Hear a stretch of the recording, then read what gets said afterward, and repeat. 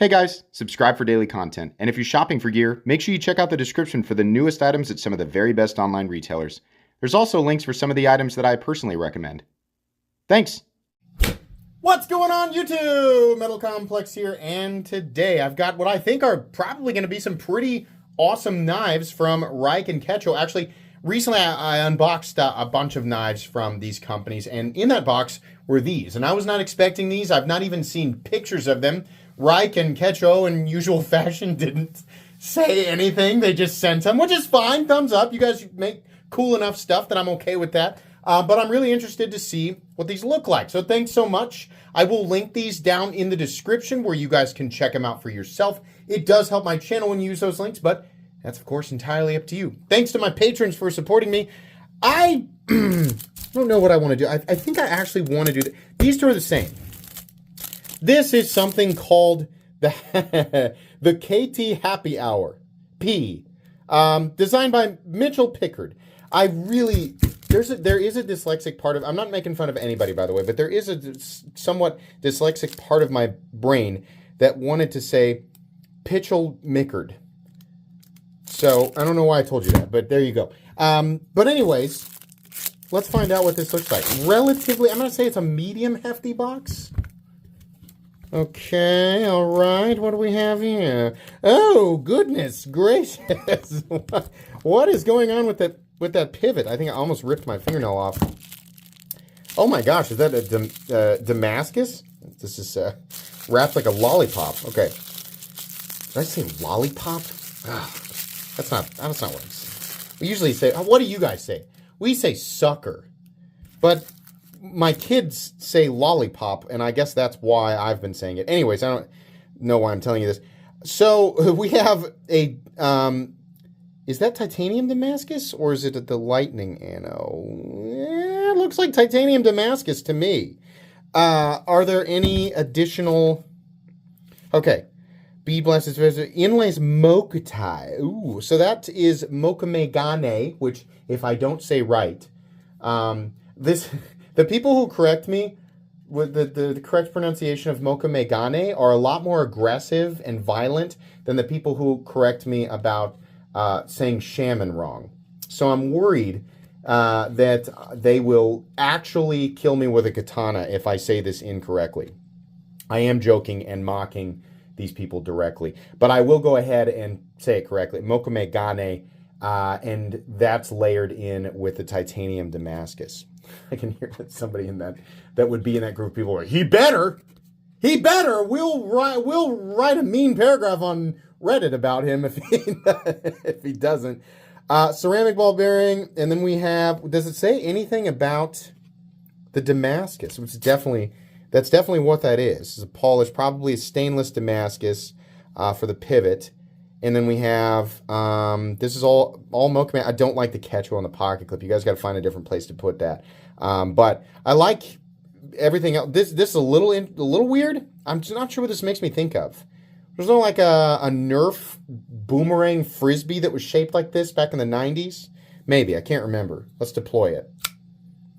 Okay, that is interesting. I'm not sure how I feel about that. What would we call this? Warncliffe? Making a whole different group upset there. Those are the Blade Shape Police. If I mispronounce this, they'll come after me too.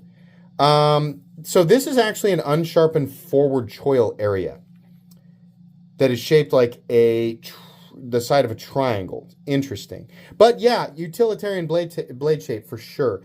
Awkward shape of flipper tab. It's sloped. So a push button with this isn't quite satisfying, and a light switch isn't either. But because of the way that it's shaped, it's actually really comfortable in the open position rather than being a hard 90-degree angle or something that points down like the hinder or flipper tab. Actually, that is a comfortable way to do that. It's just less comfortable when you're flipping it. Yeah, there's always a trade-off. Interesting build. Absolutely something that I would expect from Rike Ketuo. So, okay, cool. This is not a review. It's just an unboxing and first impressions. I'm not going to review something right out of the box. We'll do that down the road. But then we also have a familiar, like a legacy model. But this is the newest version. Where's my There it is, my obsidian toenail. This, we got two of them, so I'll open the other one here in a second. This is the Rike Thor 6 black-green titanium integral handle. Oh, boy, I didn't realize this was an integral. Have all the Thors always been integral? Let's see. Is it crazy? Oh, I think it is. Oh, I love these. This is the OG, like the owner, the original design. Look at that crazy thing. It is truly an integral. Look at this. It looks like the time hardened and time weathered husk of some alien cicada. Look at that. So every time I show these, people tell me that it has to be cast titanium. I've had a discussion directly with the designer and the person behind the Rike company. It is not cast. It is milled factually, which is really cool. Not that it would be a problem if it were cast, but yeah, a nice hand rub satin finished M390 blade. So this is an integral frame. So if you are rushing to the website and seeing that the price is higher than a typical titanium frame lock in M390, it is because the frame is integral, meaning it is one piece. This automatically makes the knife more expensive to create. This is something that I'm really trying, with as many new people who are watching my channel on a daily basis, this is something that is very, very confusing to new people. An integral frame is different from a sandwich constructed frame, which normally consists of two pieces of material, right? Usually titanium is what we're comparing to. So two pieces of titanium, standoffs or a backspacer, and it's screwed together. This is much, much less expensive to machine than a single block of titanium that makes up the frame. And then you have to mill out the frame lock, which is part of it, and you have to get all of that exactly right. This is going to be more expensive. I just realized that there's like purple in here. This has got like a weird like 80s neon battle black, green, and purple. That's really cool. I don't think I've ever seen anodizing quite like this before. Really, really neat. I do love that, and I love integrals. I think that's awesome. Let's take a look at the other one. Really appreciate the colors here, because typically they just do kind of like your natural, like your regular, like the same anodizing that we've seen for like the last 10 years. So this one is plain tie. Okay, so this is going to be just like the regular, the straightforward one. And yeah, okay, so this is going to be, I mean, it's still going to be extremely visually striking. This probably will give us a better look at the frame without the colors and everything. But if you like the idea of this knife, you just don't want it to be super duper crazy colorful, then here you go. Yeah, definitely. Very cool. I will give one of these away, and then I'll keep the other one, just because this is such a unique and bizarre knife. So cool. Oh my gosh, look at that. So some of these that he's done in the past, you know, a lot of people say, no, that's a seam. Some of them in the past have, like with this aesthetic, and I can't remember if they're called Thor, they're called like something else, right? But this sort of alien ribcage cicada looking thing, he has lots of different designs that, you know, have this aesthetic. Some of them actually are a seam construction, two pieces. So I know there's going to be people in the comments saying, look closely, there's a seam. There isn't. This is an actual integral. You can see here where it kind of looks like it's coming together. That's literally just the light. We will zoom in and make sure so that there is no doubt whatsoever that this has no seam. This is truly a single piece. You can see right here as this comes back around, this is all one piece of titanium. Really, really cool. Do we have a hidden screw in there for the clip? Yeah, so they must have like a, you know, the tool's got to be really like bent 90 degrees and really shallow to be able to get that on there. Does it come with that? Right. Not that you'd need to take the pocket clip off, because it can only mount on one side, but if you ever needed to, oh, of course, I'm sorry, I was being stupid. This is, you can just put the tool through here, but Really, really cool. Really, really cool. I like these a lot. This was a nice surprise. So let's measure and weigh everything real quick.